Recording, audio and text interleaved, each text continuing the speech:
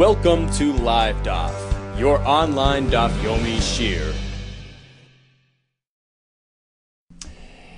Shalom Aleichem and welcome back to today's Daf Hayomi Nedarim test. Daf Test Vav, we're on Yudal Amud Beis. Let's perhaps back up to the beginning of the Mishnah, which is 8 lines from the bottom of the Amud. So this fellow declares as follows: Koinam, it should be asur like a carbon. What should be asur like a carbon? Shani yashin, my sleep. Shani medaber, my speech. Shani mahalach, my walking. Or Haimer Leisha turns to his wife, Koinam shani meshamshech. My marital relations with you should be asur to me like a carbon. In all these situations, we say it is asur. Hari zebelo yachal devari, he may not violate his words, and the Gemara will explain the reason. Itma, we have learned a discussion as follows amongst the Amoraim. Koinam einai b'shina hayom im ishan l'machar. He says, look, today's Sunday. If I shall sleep tomorrow, im ishan l'machar, if indeed I do sleep tomorrow, then today's sleep should be usher to me like a carbon. So basically, tomorrow is the condition, and today would be the theoretical day of Isser. If I sleep tomorrow, that's a fulfillment of a condition which would trigger the Isser on today.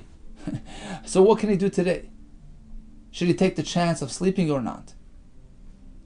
Are we concerned that perhaps if he sleeps today, he might go and sleep tomorrow as well, which triggers that nether and makes it Isser for Sunday retroactively? Or shall we say, it's okay, it's safe to sleep on Sunday, just make sure not to sleep on Monday? We have machlekes. Rabbi Yehuda maintains, Al Yashin Hayom. No, don't sleep Sunday. Shema Yishan L'machar. So he's concerned that if he sleeps today, he might end up sleeping tomorrow as well, which triggers, right, the fulfillment of that condition. Monday's sleep actually activates Sunday's Isser. So Al Yishan Hayom, he may not sleep on Sunday. Shema Yishan L'machar, because he may actually sleep on Monday, which makes Sunday's sleep forbidden retroactively. That's Rabbi Yehuda. Rav Nachman Omar, no problem. Yishan Hayom, he may sleep Sunday, without any concern that he's going to sleep on Monday. So if you choose to sleep today, just make sure don't sleep tomorrow. Umayda Rabbi Yehuda. However, in the following case, even Rabbi Yehuda would agree it's not a problem. Ba'imar, suppose he says the other way around.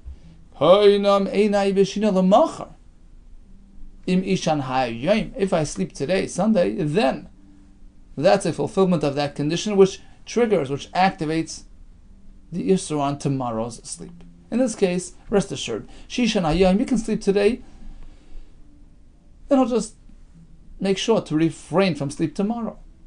That's not a problem. There's no concern, because Kilay Mizdar, when do we have a concern that a person perhaps might neglect, might not be careful? That's bitna. That's in the condition component of his arrangement. And that's why Rabbi Yehuda says, in that first case, if I sleep tomorrow, I may not sleep today. He shouldn't sleep today because then he might not be careful to refrain from fulfilling that condition tomorrow. It doesn't stare him in the face, doesn't give him that same feeling of severity. It's just a conditioned part of his arrangement. So just in case he'll sleep tomorrow, which would be a fulfillment of that condition, we're concerned about that, and therefore don't sleep today. Aval bi surah mizdar, but when it comes to the Isser component of this package, of course a person's careful, very careful. And therefore in the second case, where he said, if I sleep today, I cannot sleep tomorrow, go ahead, sleep today. At that point, we're going to trigger the Isser. And tomorrow's sleep is blatantly something which is Asr, and of course, one keeps away from Isser. So in short, we have two cases, both conditions. In case number one, if I sleep tomorrow, I will not sleep today. May he sleep today? Rabbi Yehuda says no, because there's always that concern that he might actually sleep tomorrow, which makes today's sleep usher retroactively. Rav Nachman says no problem, sleep today, but make sure not to sleep tomorrow.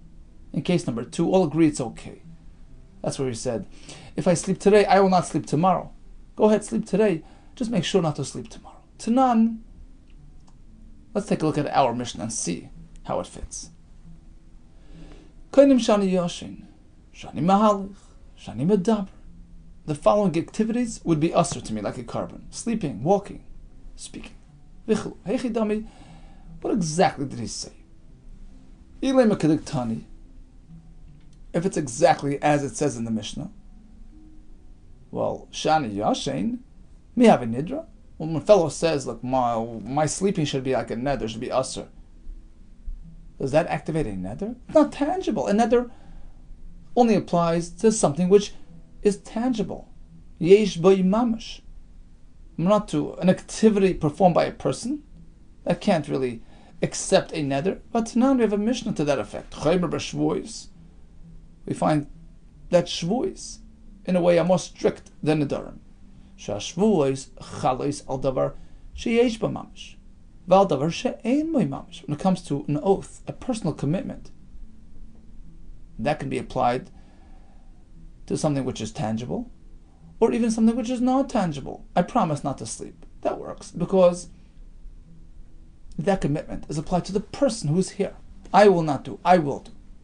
When it comes to a neder, which is an item-based concept, you need an item. You need something tangible. Sleep isn't as such. Sleep is not tangible. So if you would say, my sleep is asr like a carbon, it wouldn't work. Elo de Amar, apparently he said something a bit different. Koinam, einai b'shina.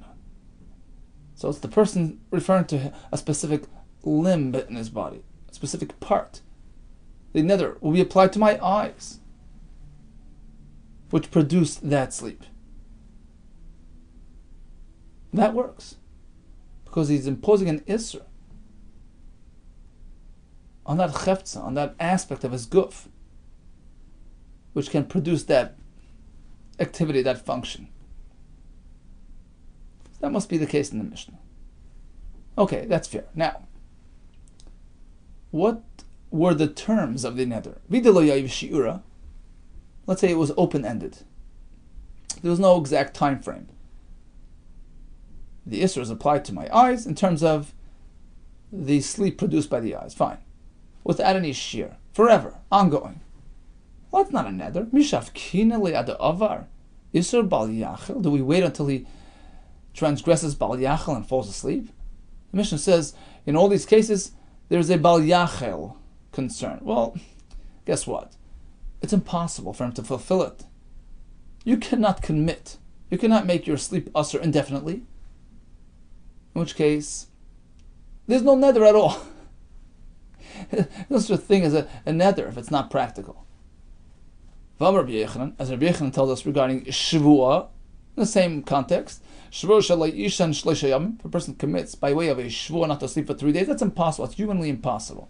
Malkin oisai, we give malchus right away because he made a shvuah in vain. It's worthless. V'yashan altar, and he can go to sleep right away. He doesn't even have to wait. Likewise, now Mishnah by neder, it cannot be that he made this open-ended commitment. Otherwise, it wouldn't be considered a neder. Elo de Amar, apparently what he said was like this. He made sort of condition. The Ran points out that if it was just, a limited neder today, then of course it would work. There would be no need for a Mishnah. It's pshita, it's obvious. So apparently, if the Mishnah is trying to teach us something, it must be something unique, some sort of, unique arrangement of factors, some sort of conditioning, as per our discussion before. Today with tomorrow with today. Elo de Amar, apparently this is what he said. I'm imposing a isser neder on my eyes relating to the sleep, which basically means tomorrow. Tomorrow's sleep is asr. On condition, he's hinging it. On condition, im ishna yom, if I sleep today. So in English, you would say, if I sleep today, I cannot sleep tomorrow. And what does the Mishnah say? The last words of the Mishnah are, Hareza b'lo yachal dvarei.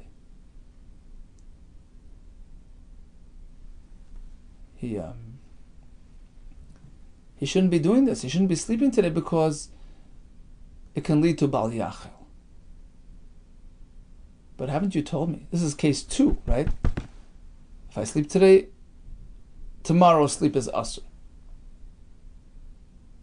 We said he can sleep today with confidence. Today's sleep will be a fulfillment of that condition. Will trigger a neder tomorrow, and tomorrow will be careful not to sleep. Ha'amris, haven't you just told me, kol b'yisurei, with respect to the isur component of this arrangement, means dire, a person is very careful. So what's the problem with sleeping today? Just make sure not to sleep tomorrow. El Pshita, apparently, the Mishnah here is describing case 1, mentioned before. In the reverse, if I sleep tomorrow, Monday, I may not sleep today. And what does the Mishnah say?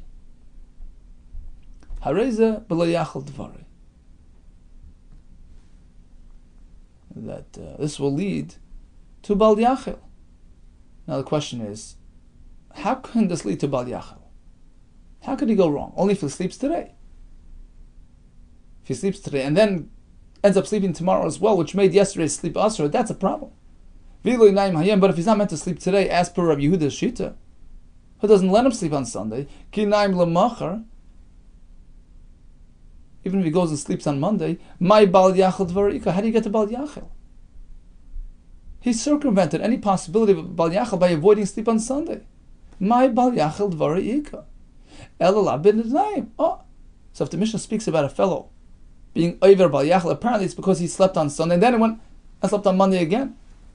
So Monday's sleep makes Sunday's sleep also. Apparently, one is allowed to sleep on Sunday without concern. Just make sure not to sleep on Monday. And that's what the Mishnah says. Well, if you do sleep on Monday, you get Bal Yachil. That's a kasha on Rabbi Yehuda. The Rabbi Yehuda who says you're not meant to sleep on Sunday just in case you sleep on Monday. Answers the Gemara, you're 100% right. Kiktani. Di'inayim. When the Mishnah says there's Bal Yachil applied, if he slept on Sunday. You're not meant to sleep on Sunday. Don't take a chance. But if you slept on Sunday, you're going to get Bal Yachil if you sleep on Monday as well, because Bal Yachil is a fulfillment of that condition which makes Sunday's sleep asr. That's exactly what the Mishnah is trying to tell you. Don't sleep on Sunday so that it doesn't lead you to Bal Yachil. When the Mishnah ends off, Harezil Bal Yachil Devari, avoid Sunday's sleep, lest you arrive at Bal Yachil by sleeping on Monday. Exactly as Rabbi Yehuda tells us to do. So that's one pshat in the Mishnah. Ravina Amar Lo'elam Kediktani. He says, you know what? We're not speaking about conditions and Sundays and Mondays. Let's go back to basics. Koinim Shani Yoshin means my sleep is usher like a carbon. Question was, it's not tangible. He's not referring to a specific limb which produces that sleep. Just my sleep. I will not. That's not tangible. It's an activity. It's a function. It's not tangible. Why do we apply Bal Yachil? Answer is, Umay Bal Yachil midirabanan. The term Bal Yachil mentioned in our Mishnah is not the Minat Torah Isser. It's only midirabanan. It's also midirabanan, even if it's not tangible, because it appears like a neder. Umiika Bal Yachil midirabanan. Does the Mishnah then mention Bal Yachil when it's only the Rabbanan? And yes, we find it elsewhere as well. Vatanya Dvarim Hamutar. Things which are halachically okay. Vachirim nohagu ben isser. And you know that some people have a minhag to be machmer on those things. Iata rashay latirim b'fneim. You're not meant to openly make those things mutter to them. Disregard their customs. They have a minhag, let them keep with it. Shenamar lo yachal devarei. As per the pasuk of lo yachal devarei, don't disregard words, don't negate customs. Of course, this is only midrabanan, but we see that the brisa will refer to Bal Yachil, the concept of Bal Yachil, as the underlying, reason for sticking to customs, to minhagim. So even if it's just a Rabbana, we refer to this term, and likewise in our Mishnah. Koinim Shani Yashin, literally, my sleep is asr. Although it's not tangible. Minat Torah. A neder doesn't apply, but the Rabbanan does. That's all the Mishnah is saying. The Rabbanan don't allow you to disregard your words. We treat it akin to a dinter. So in summary, we had case 1 and case 2. Case 1. if I sleep tomorrow, I can't sleep today. Should he sleep today? Should he take the chance? Rabbi Yehuda says no. Rav Nachman says it's okay. Case 2. If I sleep today, I cannot tomorrow. All agree, you can sleep on Sunday. Just make sure not to sleep on Monday. You'll be careful because it's Isser at this point. You'll be careful to avoid it. How do we learn our Mishnah? 2 ways. Either the Mishnah is like Rabbi Yehuda, who's speaking that he specified, the sleep coming through my eyes will be Asr. That's a Chayfetz. The nether is Chal. We're speaking about a unique case where he conditioned it. If I sleep tomorrow, I may not sleep today. And the Mishnah is exactly telling you that. Don't sleep today, lest you come to Bal Yachad. Like Rabbi Yehuda, or according to Ravina, we're speaking about a basic case. My sleep is Asr. That's not tangible. But Midrabanan, you're meant to keep your words. Okay, so in summary, we have like this. A fellow who says, Koinam, it should be Asr like a korban. And he says, Sha'ani yashein hayayim. Right? That I will sleep. My sleep today will be Asr. In this case, it's not a davar sheyesh b'mamish. It's a function. It's an activity. It's not tangible. However, as we just learned, it's Asr midrabanan. If he specifies the sleep which is produced by my eyes, right? So he relates it to the aver, koinam einai b'shina, but he leaves it open-ended, no end in sight. That's impractical. That's not a nether. Koinam einai b'shina hayom. This is a straight-out nether. It's also menater. Koinam einai b'shina hayom im yishan l'mocher. If I shall sleep tomorrow, then today's sleep is asr. We have machlikas. Rabbi Yehuda says, don't sleep today, lest you sleep tomorrow and make it asr retroactively on today. Rav Nachman says, go ahead and sleep today. Just make sure not to sleep tomorrow. What if he says, Koinam einai b'shina l'mocher im yishan hayom? If I shall sleep today, tomorrow's would be asr. In that case, he can sleep today. Just make sure not to sleep tomorrow. Okay, now we're going to have no less than 5 kashas on Rav Yehuda. Again, he's the one who says that a fellow who conditioned today's sleep upon tomorrow's, meaning if I sleep tomorrow, today is asr. Rav Yehuda maintains you may not sleep today for concern that you might sleep tomorrow, in which case it's going to make today's sleep asr retroactively. Here come the 5 kashas. Number 1, Tanan, we have a Mishnah as follows. A fellow turns to his wife. Apparently, he wasn't keen on her visiting her parents. Shad nenis liad Pesach. There's an isser upon your hanoah from me, meaning you cannot take anything from me until the Yom Tov Pesach. Im teilchi lebeis avich adachag. If you visit your parents until the following Sukkos. Interesting fellow here. Don't take anything of mine until Pesach if you visit them until Sukkos. So the duration of the Tanai, of the condition, is actually past the time frame of the Isser. Isser Hana until Pesach. But that's conditioned upon her avoiding her father's home until Sukkos. That's way past Pesach. What does the Mishnah say? Pesach. Suppose she visited before Pesach. She triggered the Isser, the Neder now. Asura ba'anosa da Pesach. Of course, she has to keep away from him. She can't take anything from him until Pesach, because she has triggered the Neder by violating the condition. Let's make it diuk in the Mishnah. Hol chalafnei Pesach asura. The reason why she's asur to partake in her husband's items until Pesach is because she already went to visit her parents before Pesach. Lo yolcha, but suppose she did not visit. Lo? Then apparently there's no Isser. She can have an off from him until Pesach. And we're not concerned that maybe later on she'll go visit her parents. And any visit to her parents before Sukkot will trigger retroactively a Isser on the Hana that she had from him before Pesach. Apparently, we're not concerned. And this is not consistent with Rabbi Yehuda. Amar Abba, no. Of course, she cannot take anything from him now, for concern that she might actually pay that visit to her parents later on, which makes what she's taking now asur. The Mishnah means, if she visited her parents before Pesach, and she takes something from her husband, it's asur, and she gets malchus. She was over on Bal Yachal Dvar, and the Ran says we see a chiddush that even though it's not her neder, he imposed it on her, she may not partake, she cannot be over on those words, Bal Yachal Dvari. Lo yholcha, but suppose she did not visit her parents before Pesach. Asura ba'alma. Midrabana, she should not have enough from her husband for concern that she might decide to visit her parents after Pesach until Sukkot, which makes the Hana Asur. In line with Rabbi Yehuda, don't take chances. Let's move on to the next part of the Mishnah, where it says, Achara Pesach b'Bal Yachal Devari.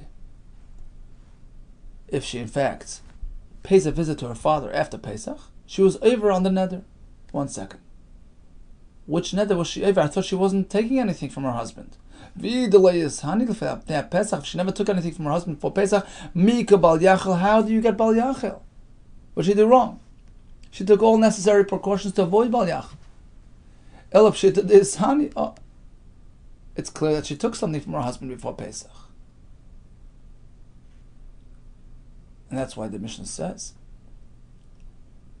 now she visits her parents. Now she's in trouble. Because that makes her Hana experienced beforehand as Asr. Alma Misani, apparently it's okay to have Hana. There's no concern of triggering any Yisur. You have to do Rabbi Yehuda Takash on him. Kiktani says the Gemara, yeah, when the Mishnah says there's Bal Yachal Tiyasani. How is that? Bal Yachal Dvar, if. She's not supposed to, but if she had a no before Pesach, and then she visits her parents, she's over Bal Yachal. And that's exactly what the Mishnah is trying to tell us. Don't run into this issue. Don't run the risk of Bal Yachal. Don't have a no today, lest you visit your parents later and make it Asr Lemafreya. Exactly like Rabbi Yehuda. Tanan, here comes another raya. Bakasha on Rabbi Yehuda. Shatnanis liadachag. This fellow switched it around.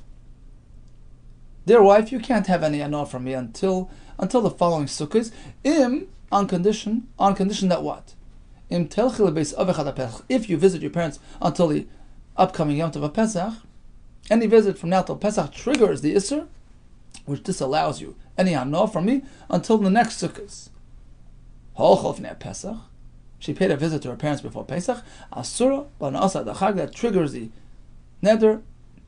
No anah from your husband until sukkahs. Pesach, of course, she can visit after Pesach. That's beyond the expiration date of the Tanai. Let's make a diak on this mission. Holcha Asura. It's only because she visited her parents that we say she can't have anah. Loy holcha, loy. But if she has not visited her parents yet, she can have anah. Why? According to Rabbi Yehuda, the concern is still prevalent that she may pay a visit after the hana and make the hana asur retroactively. I'm a Rabbi, you're right. The same exact halach would apply even to a loy halcha. Even before she visits, she can't have hana, lest it turned into a issa later. The difference is, halcha, if in fact she paid a visit, that triggers the neder, that activates the isser. Asura, she may not have hana from her husband. V'loika, she gets malchus. That's isser Torah. Loy halcha, however, she had not yet visited.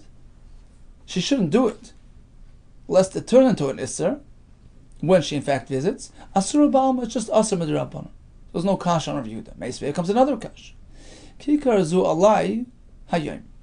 This fellow points to a loaf of bread and says, look, I'm treating this loaf of bread as something Asur upon me if the following condition is met. Im elech l'makim pleni l'machar. Tomorrow I travel to a specific place. I go to New York tomorrow. The loaf of bread is asur to me today. Achal. If he in fact eats this bread today, be careful, don't travel to New York. Harizeh b'bal yelech. He has an isser to travel because if he already ate the bread, if he travels, the bread becomes asur. The Gemara understands at this point that he can eat the bread, as long as he makes sure not to travel tomorrow. No, don't learn it that way. That would be a kasha on Rabbi Yehuda. No, miktani eichel. Does the Mishnah then say he should eat it? Achal ktani, he ate it already. Di achal harizeh b'al yelech. If in fact he had the bread, he wasn't supposed to. He wasn't supposed to take the chance. But if he did, be careful not to travel tomorrow. Then the Mishnah continues. Halach. If he in fact did take that trip tomorrow after having eaten the bread yesterday, hareze bal yachal dvari, he was over the neder. Mahalach loy. Why does the Brisa say if he travels, he's over? If the assumption is that he didn't have the bread on Sunday because he's not supposed to take a chance, then the Brisa should just say Mahalach, he can travel tomorrow. Mahalach loy. It sounds like he can't travel.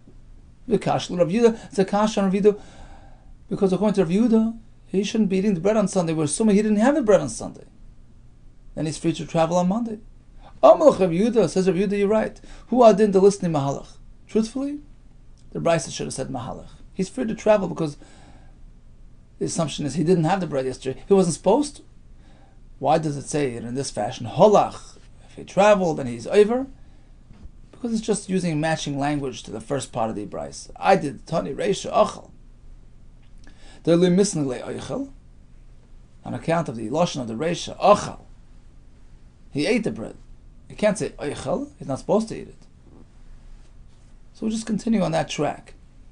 If he in fact ate it, Tani Sefer Halach, so the Sefer just continues on the same track. If he ate it, he shouldn't be traveling, and if he did travel, Halach, he gets Bal Yachal.